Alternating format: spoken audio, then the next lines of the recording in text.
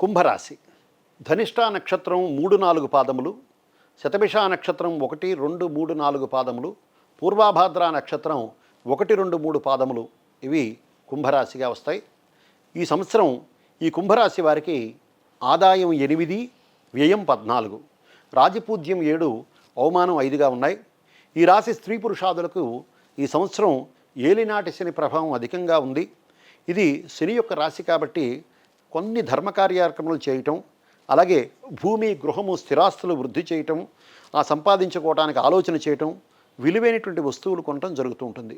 ఆరోగ్య విషయంలో ఈ కుంభరాశి వారు తగిన జాగ్రత్తగా ఉండాలి. దైవారాధనే మీకు శరణ్యంగా ఉంటుంది. కానీ ద్వితీయార్థంలో చిన్న చిన్న ఇబ్బందులు, అంటే అక్టోబర్ నెల నుంచి చిన్న చిన్న ఇబ్బందులు తలెత్తేటువంటి అవకాశం ఉన్నది. తగు విధంగా ఆలోచన చేసి మంచి నిర్ణయాలు తీసుకోవాలి. ఈ సంవత్సరం ఉద్యోగస్తులకు మాత్రం అనుకూలంగా గోచరిస్తోంది. మీ తెలివితేటలు, శ్రమకు తగినటువంటి గుర్తింపు ఫలితాలు ఉంటాయి.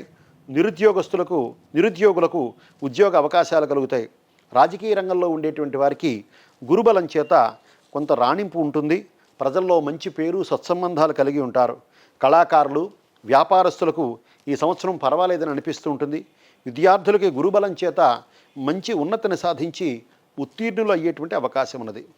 ఈ యొక్క కుంభరాశిలో ఉండేటువంటి స్త్రీలు జన్మరాహు ప్రభావం చేత ఆరోగ్య విషయంలో చిన్న చిన్న రుగ్మతలు వాళ్ళకు కలుగుతూ ఉంటాయి.